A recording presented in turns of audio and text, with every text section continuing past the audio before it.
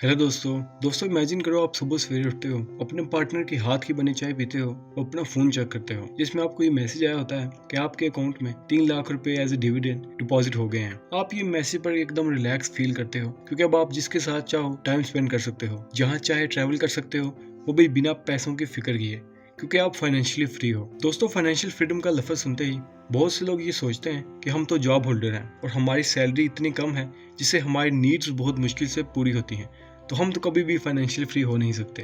तो दोस्तों, आज की इस वीडियो में मैं आपको ये प्रूव करके दिखाऊंगा कि बहुत कम सैलरी वाले लोगों के लिए अमीर बनना और फाइनेंशियली फ्री होना पॉसिबल है, बल्कि कम सैलरी वाले लोगों का फाइनेंशियली फ्री बनना ज़्यादा आसान है, क्योंकि उनके पास एक यूनिक एडवांटेज होता है जिसकी बात हम वीडियो में आगे जाके करने वाले हैं। दोस्तों, मैं अक्सर लोगों से पूछता हूँ कि उन्हें फाइनेंशियली फ्री होने के लिए कितनी अमाउंट चाहिए, तो मैक्सिमम लोग कंफ्यूज हो जाते हैं। वो ये नहीं कह सकते कि उनको फाइनेंशियली फ्री होने के लिए इतनी एग्जैक्ट अमाउंट चाहिए होगी। और दोस्तों, लोगों को ये भी पता नहीं होता कि अमाउंट को कलेक्ट कैसे करना है और उसको इन्वेस्ट कहाँ पे करना है। तो दोस्तों, आज की इस वीडियो में हम इन सारी बातों को एकदम डिटेल में स्टडी करेंगे। और मुझसे बहुत से लोग ये सवाल करते हैं कि उनकी सैलरी बहुत कम है, वो इतना पैसा कैसे कलेक्ट कर सकते हैं। तो ऐसे लोगों के लिए मैंने एक स्ट्रेटजी बनाई है, तो वीडियो को एंड तक जरूर देख लेना ताकि कोई भी पॉइंट मिस मत कर दो, क्योंकि हर पॉइंट में आपको ऐसी वैल्यू मिलेगी जिससे आपकी लाइफ चेंज होने वाली है। दोस्तों, इस वीडियो को मैंने 3 पार्ट्स में डिवाइड किया है, जिसमें पार्ट 1 में हम ये जानेंगे कि फाइनेंशियली फ्री होने के लिए आपको एग्जैक्ट कितनी अमाउंट चाहिए,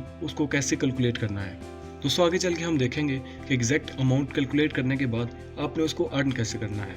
पार्ट 2 में हम कुछ ऐसी स्ट्रेटजीज सीखेंगे जो आपको पैसे सेव करने में हेल्प करेंगी, और हम ये जानेंगे कि फाइनेंशियल फ्री होने के लिए आपको कहाँ पे पैसे इन्वेस्ट करने चाहिए। और लास्ट में हम इस जर्नी को कंक्लूड करेंगे और मैं आपसे एक इम्पॉर्टेंट मैसेज शेयर करूँगा। तो दोस्तों, फाइनेंशियल फ्रीडम का स्टेप नंबर 1 है क्लैरिटी।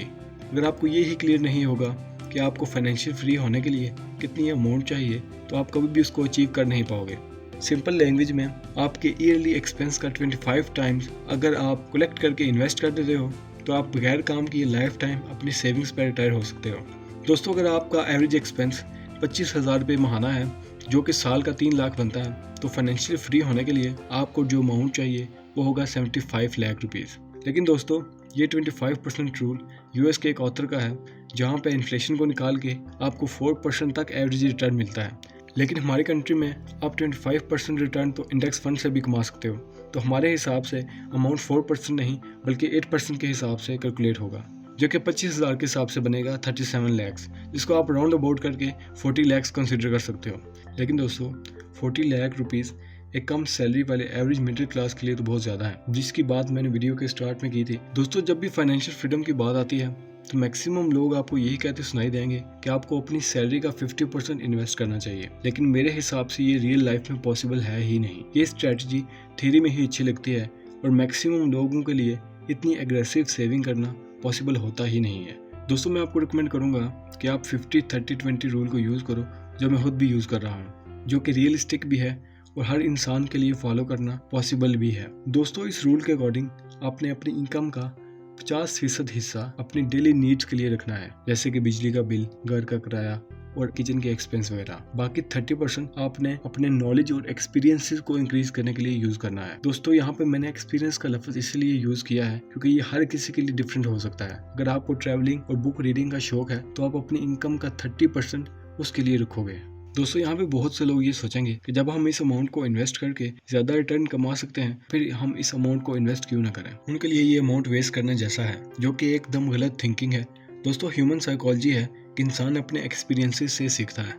इंसान जब न्यू चीज़ें एक्सपीरियंस करता है तो वो नई स्किल सीखता है। दोस्तों, शार्क टैंक में आपने स्टार्टअप्स को ये कहते तो ज़रूर सुना होगा कि मैं फलां गाँव गया जहाँ से मुझे ये प्रॉब्लम दिखी, जिससे मुझे इस प्रोडक्ट का आइडिया आया और आज मैं यहाँ हूँ। दोस्तों, धीरू भाई अंबानी जब बहरीन में पेट्रोल पंप पे जॉब करते थे, तो वो 5 स्टार होटल में जाके चाय पीते थे, ताकि वो अमीर लोगों की बातें सुन सकें कि वो सोचते कैसे हैं और वो ऐसा क्या करते हैं जिसकी वजह से वो अमीर है। दोस्तों, मान लो अगर आप 1,000 रुपए जो कि आप किसी स्किल को सीखने के लिए यूज कर सकते थे, वो भी इन्वेस्ट कर देते हो 15% के रिटर्न पे, तो 1,000 रुपए के हिसाब से अगले 10 सालों में सिर्फ आपके 2,80,000 रुपए ही बने होंगे, जबकि आपकी प्रिंसिपल अमाउंट इस केस में होगी 1,20,000 रुपए। तो आपको कोई भी खास रिटर्न देखने को मिला नहीं। दूसरी तरफ अगर आप वही 1,000 किसी स्किल को सीखने के लिए लगाते हो जिसका आपको पैशन है, और आप अपनी जॉब के साथ साइड हसल के तौर पर उसे टाइम देते हो, और मान के चलो कि आप उसे बहुत मिनिमम इनकम कमाते हो, जैसे कि 15,000, तो 1.5 साल में वो अमाउंट एक्सीड कर जाओगे जो आपने 10 साल वेट करके ली होगी। दोस्तों, फाइनेंशियल फ्रीडम हासिल करने के लिए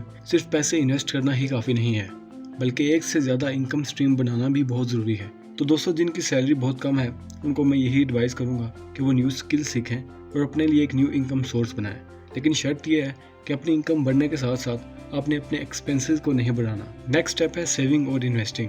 दोस्तों, आप चाहे जितनी भी मंथली इनकम बढ़ा लो, कभी भी फाइनेंशियली फ्री नहीं हो सकते जब तक आप उस अमाउंट को सेव करके इन्वेस्ट नहीं करोगे। दोस्तों, मैक्सिमम लोगों की जब सैलरी या बिजनेस इनकम बढ़ती है तो साथ ही उनके एक्सपेंसेस भी बढ़ जाते हैं। दोस्तों, इस चीज़ से बचने के लिए मैं आपको रिकमेंड करूंगा कि आप SIP करो। मंथ स्टार्ट में ही आप अपनी डिसाइडेड अमाउंट को इन्वेस्ट कर दो और बाकी अमाउंट से बाकी एक्सपेंसेस और हॉबीज़ को मैनेज करो। कई बार हम ऐसी फालतू चीज़ें खरीद लेते हैं जिनकी हमें ज़रूरत होती नहीं है और उनको खरीदने के बाद हमने उनकी तरफ देखना भी नहीं होता, लेकिन हमारे दिमाग को इंस्टेंट प्लेजर मिलता है चीज़ें खरीदने से, इसलिए हम फालतू की चीज़ें भी खरीद लेते हैं। दोस्तों, इसके लिए मैं आपको रिकमेंड करूँगा कि आप 15 सेकंड रूल यूज़ करो। आप जब भी बाजार जाओ तो कोई भी ऐसी चीज़ खरीदने से पहले 15 सेकंड्स के लिए रुक जाओ और सोचो कि आप क्या वाकई उस चीज़ को खरीदना चाहते हो। क्या इससे आपकी लाइफ में कोई वैल्यू ऐड होगी या आप इसे सिर्फ इंस्टेंट प्लेजर के लिए खरीद रहे हो। दोस्तों, आपका ब्रेन आपको आंसर कर देगा और आपने बस अपने ब्रेन की ही सुननी है, इंस्टेंट प्लेजर के लिए अपने दिल की नहीं सुननी। दोस्तों, लास्ट में मैं आपसे बस यही कहना चाहूँगा कि फाइनेंशियल फ्रीडम की जर्नी में आपको पेशेंस से काम लेना होगा, क्योंकि जब आप स्टार्ट में इन्वेस्टिंग करते हो तो आप बहुत ज़्यादा मोटिवेटेड होते हो। फिर जब आपकी इन्वेस्टमेंट उस स्पीड से नहीं बढ़ती तो आप गिव अप कर जाते हो। तो दोस्तों, मेरी आपको यही एडवाइस है कि आप मोटिवेशन के बजाय डिसिप्लिन से लॉन्ग टर्म इन्वेस्टमेंट करो। उम्मीद है आपको इस वीडियो से कुछ ना कुछ सीखने को ज़रूर मिला होगा। वीडियो अच्छी लगी है तो लाइक करो। मज़ीद ऐसी वीडियोज़ के लिए चैनल को सब्सक्राइब करो। Thanks for watching and good bye.